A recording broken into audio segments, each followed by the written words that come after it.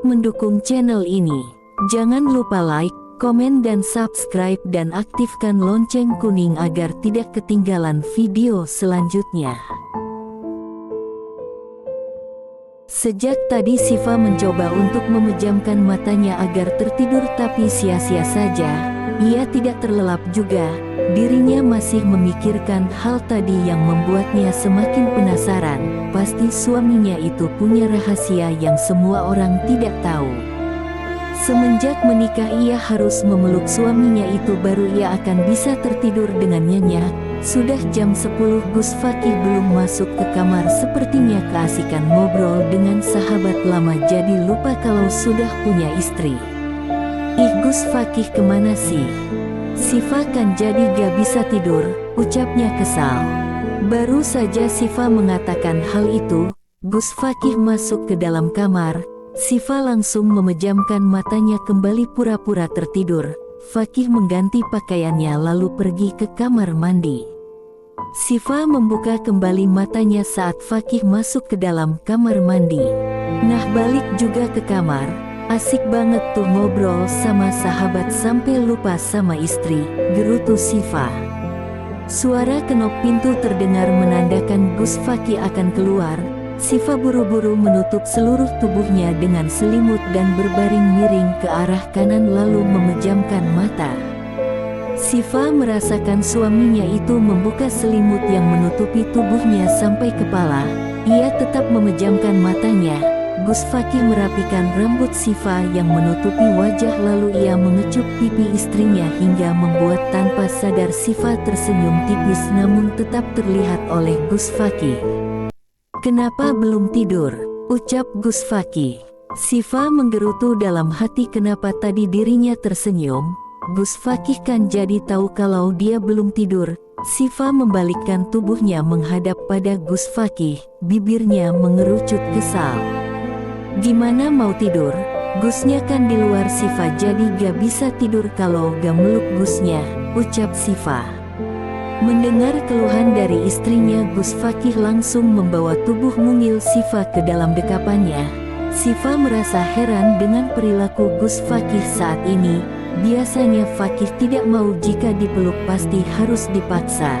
Sekarang malah suaminya ini yang langsung membawanya ke dalam pelukan. Boleh ngobrol sebentar, ucap Gus Fakih. Boleh. Tadi guru pesantren saya bilang dan nasehatin saya, jangan panggil istri dengan namanya, saya harus panggil kamu apa? Ucap Gus Fakih. Di siang hari saat acara memperingati Hari Santri tadi guru-guru pesantren Gus Fakih hadir. Mungkin mereka mendengar Gus Fakih memanggil istrinya itu dengan nama, maka tadi ia dinasehati oleh salah satu gurunya. Panggil senyaman Gusnya aja, mau panggil aku apa? Ujar Syifa. Saya juga bingung harus panggil apa. Panggil Dek aja Gus, ucap Syifa. Emang kamu adik saya? Ya udah Huni aja, ucap Syifa lagi. Jangan pakai bahasa Inggris. Ya udah sayang, gak mau. Seterah Gusnya deh. Syifa sudah kesal dengan suaminya itu minta saran tapi ini gak mau itu gak mau, bikin bad mood saja. Saya juga bingung Syifa. Syifa juga bingung maunya Gus itu apa. Mending tidur aja, pusing mikirin nama panggilan doang. Ya udah saya panggil kamu Fayang aja. Syifa mendongak melihat wajah suaminya yang sedang menatapnya juga. Apaan Fayang? Tanyanya. Syifa sayang, ucap Gus Fakih tanpa ekspresi apapun, hanya datar. Gus Fakih tidak tahu saja perkataannya itu membuat Syifa ingin melayang. Karena Syifa ini wanita baperan jadi diberi gombalan sedikit langsung meleyot. Gus bisa aja, gemes deh. Saking gemasnya Syifa sampai menggigit leher Gus Fakih karena posisi dia kepalanya di bawah dagu Gus Fakih. Kamu vampir ya? Gigit-gigit gitu. Hehe maaf Gus gak sengaja. Ya ampun sampai merah gini, ucap Syifa sambil mengelus leher yang sudah ia gigit tadi. Kalau kamu gak lagi usur udah saya terekam sekarang juga. Ampun Gus, Sifa melepaskan pelukan Gus Fakih lalu turun dari ranjang melangkah ke arah cermin untuk mengambil salep di sana. Naik lagi ke ranjang lalu mengoleskannya pada leher Gus Fakih. "Gus mau nanya deh," ucap Sifa yang kembali memeluk Gus Fakih. "Apa? Handphone yang ada di lemari Gus itu handphone siapa?"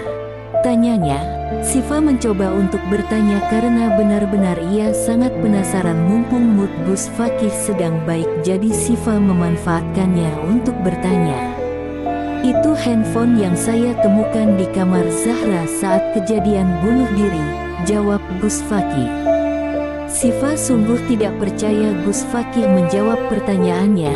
Biasanya suaminya itu selalu menghindar jika pertanyaan menyangkut kematian Zahra.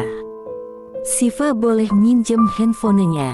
"Boleh, besok saya kasih ke kamu, sekarang kita tidur ya." "Ada keajaiban apa ini?" Gus Fakih tiba-tiba berubah jadi lembut dan tidak sedingin dulu. Sifa pun tidak percaya dengan yang ia lihat saat ini. Apa karena mood suaminya itu sedang baik? Pagi hari Sifa sudah mempersiapkan sarapan sebelum Hamzah bangun. Jika bayi itu sudah bangun pasti dia tidak bisa memasak dengan tenang. "Udah siap semua, Uma panggil Abi dulu ya." "Kamu panggil Fakih di sana," ucap Uma Fitri yang juga membantu Sifa memasak. "Iya Uma, nanti kalian sarapan duluan aja, Sifa mau mandiin Hamzah dulu." "Iya nak." Sifa masuk ke dalam kamar, dilihatnya Gus Fakih sudah selesai mandi dan berpakaian. Ia mengecek terlebih dahulu Hamzah di tempat tidurnya, ternyata bayi itu masih terpejam.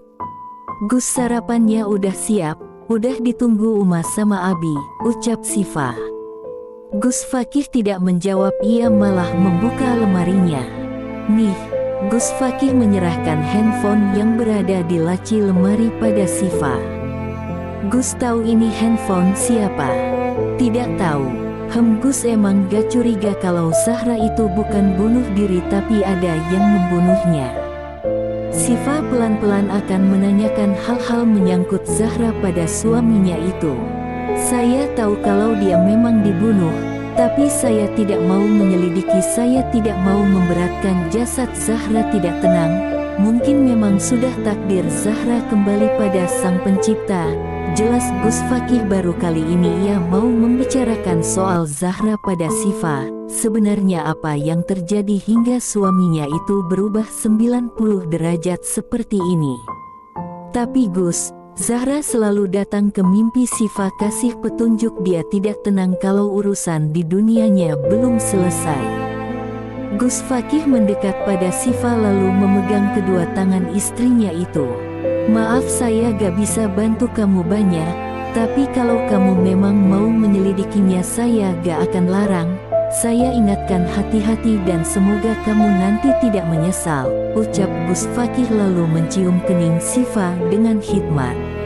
Setelah itu Gus Fakih keluar kamar meninggalkan Sifa yang sedang dilanda kebingungan. Jadi benar Zahra itu dibunuh, bukan bunuh diri. Tapi mengapa Gus Fakih hanya diam? Alasannya tadi tidak membuat Sifa percaya, pasti ada hal lain yang Gus Fakih sembunyikan. Sebelum memandikan baby Hamzah, Sifa akan mengecek handphone yang tadi diberikan suaminya. Sifa langsung bersyukur ternyata handphone itu tidak di-password. Ia membuka galeri handphone itu, betapa terkejutnya dia sampai matanya membulat sempurna kala melihat video di galeri itu. Apa Gus Fakih mengetahui kalau Zahra itu dibunuh dari video ini? Tapi kenapa suaminya itu tidak melaporkannya pada polisi?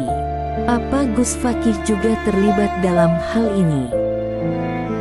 Di dalam video terlihat tangan Zahra diikat dan mulutnya disumpal oleh kain. Yang Sifa heran, bukankah itu di kamarnya, mengapa bisa ada orang lain masuk dengan sembarang? Gus Fakih kemana? Apa dia tidak tahu kalau ada yang sedang menyiksa Zahra? Ada 3 orang di sana, 2 laki-laki memakai topeng dan 1 perempuan, namun wajahnya tidak jelas karena wanita itu memakai masker. Siapa yang membuat video ini? Apa Zahra? Tapi kenapa bisa ada di handphone si pelaku? Sungguh Sifa bingung dengan alur misteri ini. Dua orang laki-laki memaksa Zahra untuk meminum air yang ada di gelas. Zahra terus menolak, namun tenaganya kalah kuat oleh dua orang laki-laki yang berbadan besar itu. Air minuman di gelas itu berhasil masuk ke mulut Zahra. Wanita yang memakai masker itu mendekat ke arah Zahra yang tidak berdaya di atas ranjang. Tiba-tiba perempuan itu mencekik Zahra, yang membuat Sifa terkejut. Mulut Zahra keluar busa. Apa minuman yang tadi kedua laki-laki itu beracun? Udah gue bilang jauhin Azam, kenapa lo masih jalan sama dia? Bukannya lo udah suami? Dasar lo jalang murahan. Ucap wanita itu lalu menekan cekikannya membuat Zahra tidak sadarkan diri. Selamat tinggal wanita sialan. Bos, kalau cewek itu mati gimana? Nanti kita masuk penjara dong, ucap salah satu laki-laki yang berbadan besar itu. Tenang aja, gue udah buat rencana semulus mungkin. Orang-orang gak akan ngira kalau Zahra dibunuh. Gue bakal bikin orang ngira kalau anak ini bunuh diri. Satu laki-laki yang berkumis itu melihat ke arah kamera. Ia sepertinya terkejut melihat ada handphone yang sedang merekam. Bos, gawat, ternyata cewek ini masang kamera, ucapnya. Video itu berakhir. Sifa tidak tahu kelanjutan setelah itu. Yang ia tahu sekarang, jika dugaannya itu benar kalau Zahra itu dibunuh, tugas dia sekarang adalah menemukan siapa pelakunya. Ia akan menyimpan video itu sebagai barang bukti jika nanti dia menemukan pelakunya. Sifa membuka WhatsApp di handphone itu dan ia menemukan kontak bernama Azam. Sayang, Sifa menyalin nomor itu ke handphonenya. Ia akan mencoba untuk menelpon apakah nomor itu masih aktif atau tidak. Saat menelpon ternyata berdering menandakan nomornya masih aktif. Berselang beberapa detik ada yang mengangkat telepon itu. Sifa tidak berkata apapun, ia hanya ingin membuktikan itu suara Azam atau bukan. Halo, ini siapa? Halo. Sifa langsung mematikan panggilan itu. Ia yakin kalau itu suara Azam. Walaupun ia pernah mendengar suaranya hanya sekali, ia sudah kenal dengan suara itu. Oke, kita mulai penyelidikan ini, monolognya. Di dapur, Gus Fakih sedang menikmati roti bakar buatan istrinya. Ia tidak biasa makan sarapan nasi, jadi dia hanya meminum teh dan roti atau buah. Fakih, itu leher kamu kenapa? Kok merah gitu? Tanya Uma Fitri. Digigit Sifa, jawab Gus Fakih jujur. Sifa yang baru saja datang dengan membawa Hamzah langsung menggerutu di dalam hati. Ih, Gus Fakih pakai jujur segala lagi, aku kan jadi malu sama Uma dan Abi, ucapnya dalam hati. Mereka menengok pada Sifa dan dirinya hanya menyengir memperlihatkan jajaran gigi rapinya. Ia benar-benar malu pada mertuanya gara-gara jawaban suaminya itu. Ganas juga kamu, Syif, sampai gigit Fakih, ucap Uma Fitri sambil terkekeh. Begitupun dengan Abi Ibrahim yang ikut tertawa kecil. Pengantin baru mah lagi rajin-rajinnya Uma begituan, celetuk Abi Ibrahim. Kalau mau anuan lagi, Hamzahnya titip ke Uma aja biar gak ada yang ganggu, tambah Uma Fitri. Sifa yang kini sudah duduk di kursi samping Gus Fakih melihat ke arahnya suaminya, begitupun dengan Fakih melihat ke arahnya, saling menatap dan matanya berkode saling bertanya. Uma dan Abi berpikiran terlalu jauh padahal mereka tidak melakukan apa-apa, hanya Sifa yang tak sengaja menggigit Fakih karena gemas. Selesai sarapan, Sifa akan membawa Hamzah menemui Aisyah di rumah. Ia akan mencari keberadaan Azam untuk memperjelas semuanya, kisah dia dan Zahra dulu seperti apa hingga ada yang tega membunuh Zahra. Sebelum Fakih pergi ke kampus, ia akan meminta izin terlebih dahulu. Ia membawa salep dan foundation untuk menutupi tanda merah yang ada di leher Gus Fakih. Gus, bentar, aku pakein salep sama foundation dulu lehernya biar gak kelihatan. Nanti kalau kelihatan mahasiswa di sana pasti berpikiran yang sama dengan Uma dan Abi tadi, ujar Sifa sambil mengoleskannya pada leher suaminya. Udah selesai. Bagus berani berbuat harus berani bertanggung jawab, ucap Gus Fakih.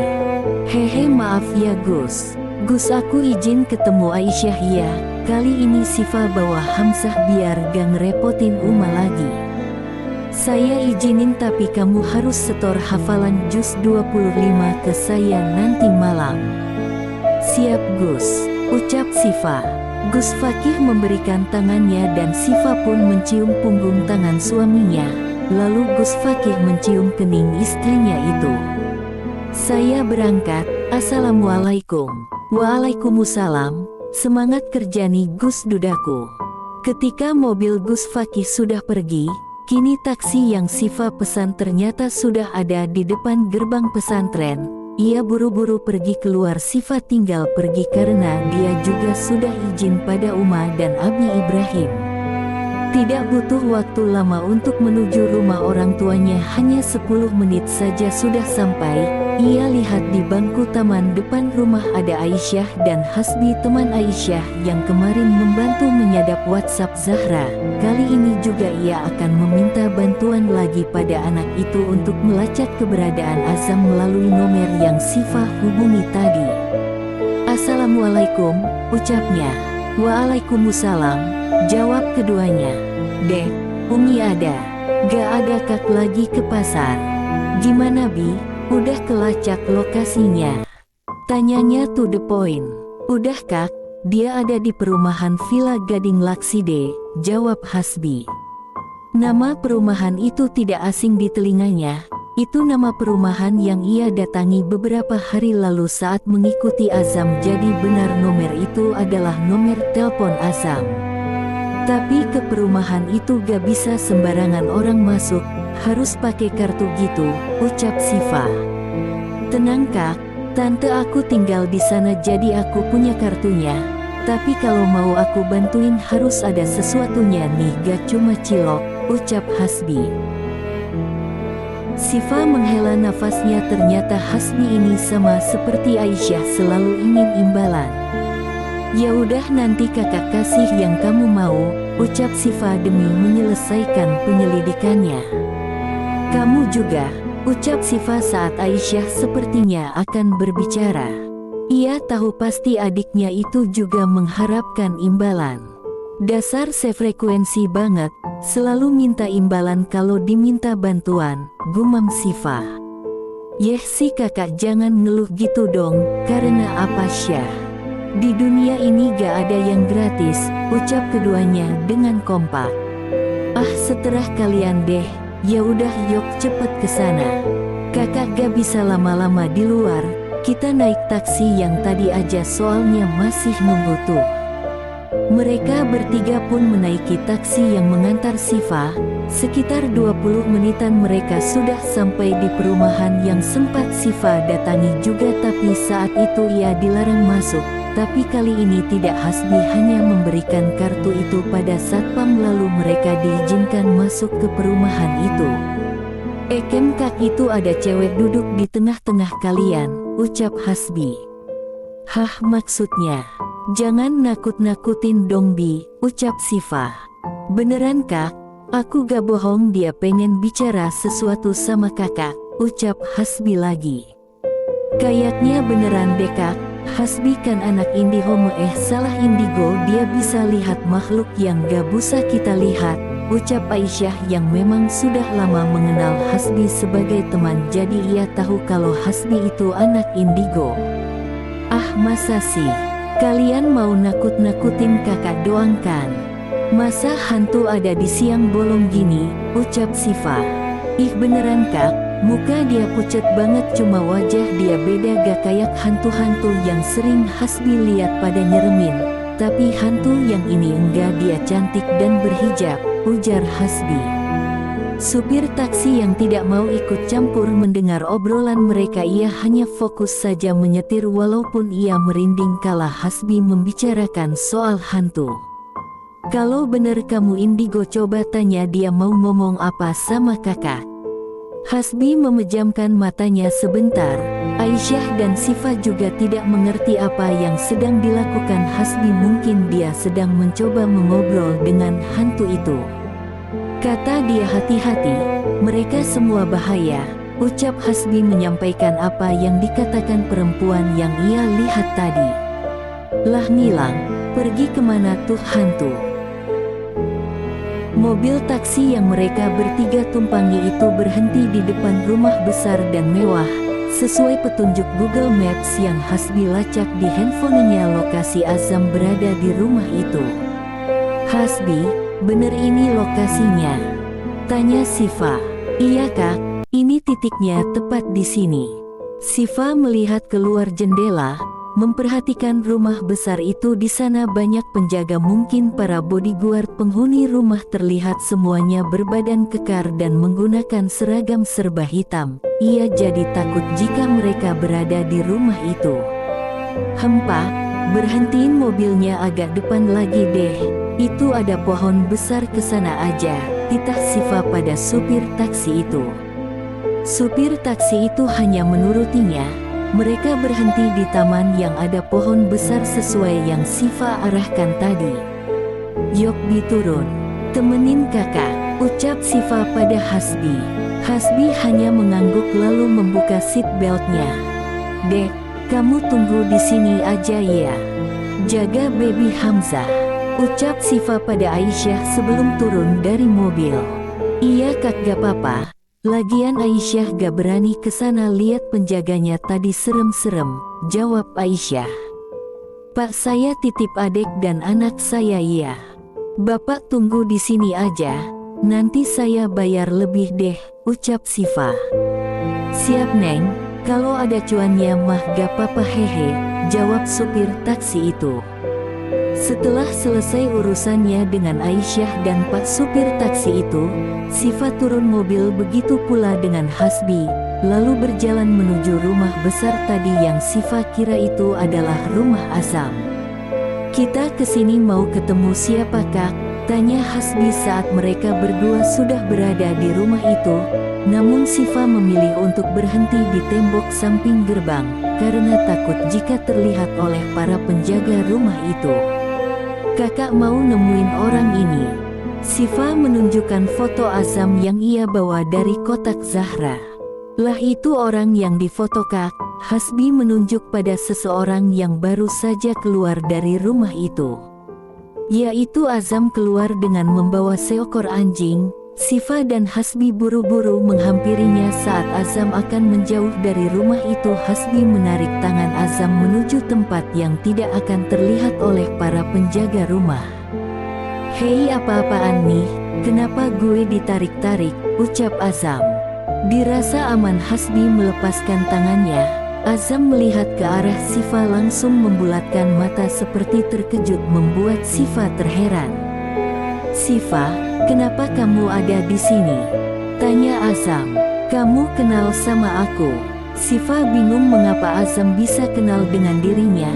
Bukankah mereka belum saling berkenalan di pertemuan pertama itu hanya sebentar tanpa berbincang? Mengapa bisa Azam mengetahui namanya? Gue tahu dari Zahra. Ternyata Zahra mengenalkan Sifa pada Azam. Sebenarnya sedekat apa Zahra dengan Azam dulu? Dugaan Sifa jadi semakin kuat kalau Zahra dan Azam dulu itu pernah berpacaran. Kamu sebenarnya punya hubungan apa sama Zahra? Tanya Sifa. Ia harus mendapatkan jawabannya hari ini juga, berharap Azam dapat menjelaskan semuanya. Kenapa lo gananya sama Fakih aja? Dia itu tahu semuanya. Mending sekarang kalian pergi dari sini, bahaya. Gue takut kalian jadi korban, ucap Azam. Bos, teriak seseorang dari arah gerbang. Cepat kalian berdua pergi dari sini. Kalau tidak kalian tidak akan bisa pulang dengan selamat, peringat Azam. Sifa dan Hasbi akan melangkah pergi, namun anjing yang dibawa Azam tiba-tiba menggonggong ke arah mereka berdua. Sifa panik, ia paling takut dengan hewan itu. Biayok cepet pergi. Kayaknya itu anjing ngamuk deh, ujar Sifa. Karena sudah ketakutan ia pergi berlari meninggalkan Hasbi. Kak, jangan lari, teriak Hasbi. Anjing itu semakin kencang menggonggong ketika melihat Hasbi juga berlari. Azam terkejut ketika anjing itu lepas dari talinya mengejar Hasbi dan Sifa. Ayo Kak, cepet lari, anjingnya malah ngejar kita, teriak Hasbi yang sudah menyusul Sifa yang tadi berlari duluan. Aduh kakak, gak kuat Hasbi, ucap Sifa. Nafasnya sudah ngos-ngosan baru saja berlari, padahal jarak ke arah mobil dekat. Ayo Kak, cepet, itu anjingnya udah dekat. Au, Sifa terjatuh karena tersandung batu yang ada di hadapannya. Hasbi langsung berhenti berlari lalu menghampiri Sifa. Awas jatuh Kak, ucapnya. Udah jatuh bocil, ucap Sifa kesal dan anak itu hanya menyengir dan menggaruk-garuk kepalanya. Kedua telapak tangan Sifa berdarah akibat tergesek aspal, dan kakinya terasa sakit untuk berjalan mungkin sedikit tergilir. Bisa jalan gak Kak? Tanya Hasbi. Bisa tapi rada sakit. Sifa sudah bisa berdiri sekarang, ia akan mencoba berjalan walaupun pincang. Untung saja mobil taksi tadi tidak jauh dari tempat ia terjatuh dan anjing tadi tidak lagi mengejar karena sudah ditangkap oleh penjaga rumah Azam. Ya ampun Kak, itu kenapa tangan kakak berdarah? Tanya Sifa saat sudah berada di dalam mobil. Tadi jatuh. Ya udah nih, bersihin pakai tisu sama air aqua nih, ucap Aisyah sambil memberikan botol aqua dan tisu. Sifa keluar mobil untuk membersihkan lukanya, terasa sangat perih saat lukanya ia siram dengan air. Ada tanah yang menempel di luka-lukanya, jadi ia akan membersihkannya terlebih dahulu dengan air lalu mengelapnya dengan tisu. Saat ia akan kembali masuk ke dalam mobil, matanya tertuju pada rumah Azam. Di sana ada dua perempuan yang berwajah sama, namun yang satu memakai hijab dan yang satunya tidak. Wajah kedua perempuan itu mirip dengan yang ada di dalam mimpi Sifa. Wanita yang tidak memakai hijab itu adalah wanita yang pernah ia temui di kafe bersama Azam, dan wanita yang memakai hijab itu Tiara, sahabat kecil suaminya yang kemarin malam ada di pesantren. Jadi mereka berdua kembar. Beonya, Uma Fitri, Abi Ibrahim, dan Gus Fakih panik ketika melihat Sifa yang baru saja pulang berjalan pincang dan dituntun oleh Aisyah. Sifa menceritakan pada mertua dan suaminya walaupun tidak lengkap. Jika mereka tahu kalau dia pergi menemui Azam pasti akan bertanya-tanya. Gus Fakih sampai pulang dari kampus karena mendapat kabar istrinya itu terluka. Untung saja dia hanya mengajar satu kelas, jadi setelah duhur ia bisa pulang ke pesantren. Gus Fakih membawa Sifa ke kamar untuk ia obati lukanya. Sebelumnya Fakih mengambil kotak P3K di ruang tengah. Pertama ia melihat keadaan kaki Sifa. Ia angkat rok Sifa sampai atas lutut, yang ia lihat di bagian lutut Sifa membiru dan bengkak mungkin karena benturan keras pada aspal. Aush, sakit Gus, jangan ditekan. Sifa meringis saat Gus Fakih menekan bagian lutut kaki kiri yang membengkak dan membiru. Untung saja tadi ia membawa kompresan, ia sudah menduga bahwa kaki Sifa keadaannya seperti ini. Makanya kalau ada anjing itu jangan lari, pasti bakal dikejar.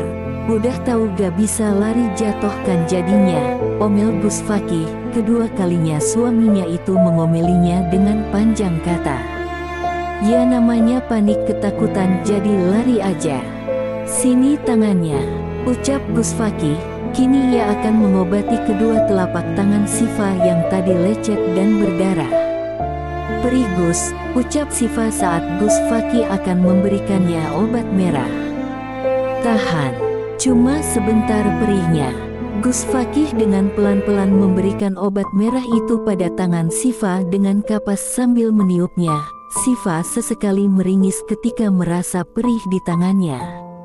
Setelah mengobati tangan istrinya, Gus Fakih mengambil tangan Sifa mendekat ke bibirnya lalu ia membacakan doa. Allahumma rabban na'asi, ashibil ba'ah. Ishifi, antas syafi, la syafiya ila anta syifaan la yugadiru sakoman. Ya Allah Rabb manusia, hilangkanlah penyakit, sembuhkanlah, Engkaulah penyembuh. Tidak ada penawar selain dari penawarmu, penawar yang menghabiskan sakit dan penyakit. Fakih mengusap lembut tangan Sifa lalu meniupnya setelah membacakan doanya. Makasih Gus. Gus, Sifa mau jujur kalau tadi itu aku ketemu sama Azam, ujar Sifa. Ngapain? Minta penjelasan sama dia, apa beneran kalau dulu itu dia pacaran sama Zahra? Terus kata dia Gus tahu semuanya, cerita dong Gus. Ya benar, mereka emang dulu pernah pacaran itu sebabnya orang tua Zahra meminta mempercepat perjodohan saya dan Zahra saat itu, karena mereka khawatir Zahra masuk lebih dalam ke jurang hubungan yang Allah larang itu. Zahra berhubungan dengan Azam tanpa sepengetahuan siapapun selama 1 tahun. Setelah orang tuanya tahu mereka memaksa Zahra untuk menikah dengan saya. Kok Sifa yang sahabat dekatnya gak tahu sih? Mungkin kamu terlalu cerewet, jadi Zahra menyembunyikannya dari kamu. Namanya juga permainan setan, pasti selalu dipengaruhi agar berlama-lama dalam maksiat biar gak ada yang ingetin dia kalau yang dia lakukan itu sebuah dosa. Jadi Zahra merahasiakannya dari semua orang. Tumben Gus dari tadi ngomongnya panjang, ucap Sifa. Sepertinya Gus Fakih sedang mode on bicara. Emang kenapa? Gak boleh. Ya udah saya diam saja, jawab Gus Fakih. Suaminya itu seperti mengambek Sifa jadi merasa gemas dengan ekspresi Gus Fakih yang cemberut. Gus Fakih berdiri dari duduknya, tapi saat akan melangkah tangannya dicekal oleh Sifa. Gus mau kemana? Kan belum selesai sesi tanya jawabnya, ucap Sifa. Males jawabnya. Ih kok gitu sih Gus, ayo dong cerita semuanya. Makin penasaran nih. Lanjut nanti malam saja, setelah kamu setor hafalan kamu.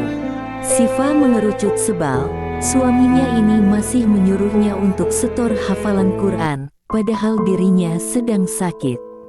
Kok masih ditagih sih setorannya? Kan Sifa lagi sakit. Yang sakit itu kaki sama tangan kamu, tapi mulut kamu masih bisa ngomel kayak gini, ucap Gus Fakih lalu menarik cepat bibir istrinya. Iya deh manut aja. Gus Fakih mengangkat kompresan yang ada di lutut Sifa, lalu menarik kembali rok Sifa ke bawah. Sekarang istirahat, mumpung masih jam 1:30 nanti saya bangunkan saat asyar tiba. Udah dulu main detektif-detektifannya, ujar Gus Fakih. Mau ganti baju dulu Gus, tapi gantiin sama Gusnya ya. Beneran? Ya beneran. Soalnya tangan dan kaki Sifa sakit nanti kesusahan pasti ganti bajunya. Ya sudah yuk. Sifa terbangun di pukul 2:30 sore, ia tidak bisa tidur lama jika di siang hari. Sifa celingak-celinguk melihat sekitar kamarnya tidak ada suaminya itu. Ia turun dari ranjang saat mencoba melangkah, kaki kirinya masih terasa sakit hingga tidak bisa berjalan normal. Sifa melangkah dengan hati-hati menuju lemari untuk mengambil hijabnya. Perutnya berbunyi kala Sifa merapikan hijab. Ia memegang perutnya, ia sangat lapar karena tadi saat pulang ia langsung tertidur dan suaminya itu juga tidak menawarinya makan. Sifa akan mengambil makannya sendiri saja ke dapur walaupun nanti pasti ia akan kesusahan karena kedua tangannya masih terasa sakit. Sifa keluar kamar melihat sekitar, ternyata tidak ada orang satupun. Abi Zikri pasti masih di luar mengisi acara pengajian. Gus Fakih dan Uma Fitri pasti masih mengajar. Lalu Hamzah dengan siapa? Sedangkan semua orang tidak ada di rumah. Tidak mungkin jika Uma Fitri membawanya mengajar. Hamzah di mana ia? Saat ia melangkah dengan pelan karena kaki kirinya masih terasa sakit ke ruang depan yang terdengar celotehan dan tawa gemas bayi yang tadi ia cari itu, Sifa melihat dari pintu depan. Ia lihat Hamzah sedang bermain di halaman depan dengan Fatimah dan Aulia yang merupakan abdi dalam. Mungkin Uma Fitri menitipkan cucunya pada kedua anak itu. Setelah merasa Hamzah aman, ia kembali ke dapur untuk melanjutkan tujuan awalnya, yaitu makan. Ia lihat telapak tangan sebelah kanan lukanya dalam kulitnya robek, mungkin karena terkena batu saat jatuh, dan tangan yang kiri lecet di bagian jari-jarinya sampai ke telapaknya. Sifa mencoba mengambil piring di rak, namun saat mengangkat piring itu tangannya terasa perih. Ia mencoba menahannya, namun alhasil piring itu terlepas dari pegangannya. "Awas!" ucap seseorang yang dengan sigap menangkap piring yang akan jatuh itu. Sifa kira itu suaminya, ternyata bukan. Yang menolongnya adalah Andre. "Hati-hati Shiv, kalau tangan kamu lagi sakit mending minta tolong orang aja," ucap Andre lalu menaruh piringnya di atas meja. "Mau makan?" Sifa mengangguki pertanyaan singkat Andre. "Ya udah, biar Mas aja yang ambilin, kamu duduk aja." "Gak usah Mas, Sifa bisa sendiri kok," jawab Sifa. Ia tidak mau merepotkan orang lain, apalagi itu Andre. Bisa-bisa suaminya akan cemburu jika tahu Andre masih memperhatikannya. "Bisa sendiri gimana? Tadi aja itu piring hampir jatuh, udah nurut aja." Sifa tidak membantah lagi. Ia memilih untuk duduk saja. Memang benar kata Andre tadi, jika ia melakukan sendiri pasti akan susah dan berakibat dapur jadi berantakan. "Sebelum makan, Mas perban dulu ya tangan kamu," ucap Andre yang sudah menyediakan kotak P3K di meja. "Udah nurut aja, tangan kamu keluar darah terus, gimana kalau nanti lagi makan darahnya jatuh ke nasi, gak enak kan?" ucap Andre lagi ketika Sifa akan menggerakkan bibirnya untuk bicara. Ia tahu pasti wanita di depannya ini akan membantah. Andre berjongkok di depan Sifa yang duduk di kursi. Sifa mengangkat tangannya ke arah Andre. Sebelum diperban, Andre memberikan obat merah menggunakan kapas pada telapak tangan. Ia berusaha untuk tidak menyentuh tangan Sifa karena ia tahu mereka bukanlah mahram. Ia hanya menekan-nekan pelan kapas yang sudah ia beri obat merah itu. "Aush, perih Mas, pelan-pelan," ucap Sifa saat obat merah itu mengenai lukanya. Andre dengan telaten mengobati kedua tangan Sifa. Ia juga terkadang meniup-niup luka yang sudah ia beri obat. Perilaku Andre ini mengingatkan Sifa pada kenangan dulu. Walaupun saat itu ia hanya melakukan proses ta'aruf dengan Andre, pria itu sudah masuk ke dalam kriteria suami yang Sifa idamkan. Namun itu hanya masa lalu, takdir tidak mempersatukan mereka. Kini Sifa sudah menikah dan hanya akan fokus pada Gus Fakih yang sudah menjadi suaminya. "Udah selesai," ucap Andre sambil berdiri dari jongkoknya. Sifa melihat ke arah kedua tangannya, ternyata benar Andre sudah selesai memperban tangannya. "Makasih Mas," ujar Sifa. "Iya sama-sama, bisa makannya. Mau Mas bantuin?" tanya Andre. Jelas Sifa akan menolak. Bahaya jika ada orang yang melihat bagaimana istri seorang Gus disuapi oleh pria lain. Saat Sifa akan bicara namun tidak jadi karena dirinya melihat Gus Fakih sudah berada di belakang Andre. "Tidak usah repot Dre, biar saya saja yang menyuapi istri saya," ucap Gus Fakih. Andre melihat ke belakang lalu mundur satu langkah memberi ruang untuk Gus Fakih mendekat pada Sifa. "Ya udah Gus, saya ke masjid dulu. Assalamualaikum." "Waalaikumsalam." Andre sudah meninggalkan dapur. Kini tinggal mereka berdua. Sifa masih di posisi duduknya sambil menunduk saat Gus Fakih berdiri di hadapannya. "Kenapa?" tanya Gus Fakih sambil mengangkat dagu Sifa agar sang istri menatap padanya.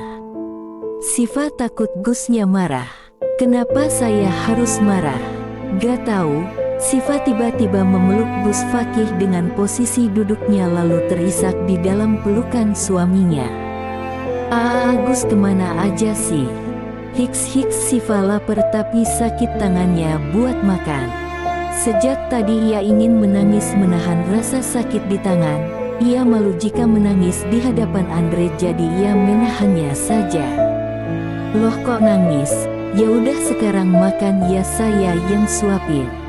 Gus Fakih melepaskan pelukan istrinya itu lalu menghapus air mata yang membasahi pipi Sifa.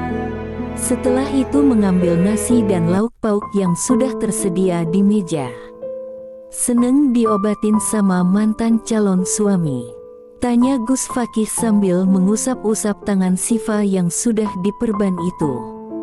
Ih Gus jangan tanya gitu dong, Sifa nangis lagi nih. Ternyata selain cerewet, kamu juga cengeng. Kok Gus Fakih malah ledekin Sifa sih, ucap Sifa yang merengek seperti anak kecil. Gus Fakih tidak menjawab, ia malah melangkah ke wastafel untuk mencuci tangannya, lalu kembali duduk di hadapan Sifa. Baca doa dulu, titah Gus Fakih. Udah. Fakih mulai menyuapi Sifa dengan tangannya langsung. Sifa merasa senang karena perlahan suami es batunya ini mulai perhatian padanya. Malam harinya setelah sholat maghrib biasanya Sifa akan pergi mengajar tahfiz. Namun kini ia hanya berdiam diri di kamar karena suaminya itu melarangnya mengajar sampai dia sembuh total. Daripada ia bosan diam saja di kamar jadi ia akan murojaah hafalan Qur'annya. Walaupun Sifa sedang dalam keadaan haid ia harus terus murojaah hafalannya agar tidak lupa. Dalam kitab Risalah Haid Nifas dan Istihadoh menjelaskan jika orang hafal Al-Quran khawatir lupa apabila tidak membacanya tatkala haid atau nifas diperbolehkan membaca ayat suci Al-Quran dengan niat menghafal atau meluruskan bacaan yang salah. Sifa mulai murojaah hafalan juz 25 seperti yang Gus Fakih bilang karena sebelum tidur Gus Fakih sering mengetes hafalannya. Saat di ayat ke-10 ia berhenti karena ada seseorang yang mengetuk pintunya. Ia melangkah ke arah pintu untuk membukanya. Ia sedikit terkejut ternyata itu Tiara sahabat Gus Fakih yang dulu sempat ke pesantren ini tapi dia mau apa ke kamarnya. Hai, aku Tiara sahabat kecil Gus Fakih. Kamu pasti istrinya kan? Ucap wanita itu sambil mengulurkan tangannya dan Sifa menerima uluran tangan itu. Iya aku Sifa, salam kenal. Tanpa permisi wanita itu masuk ke dalam kamar, padahal Sifa belum mengizinkannya masuk.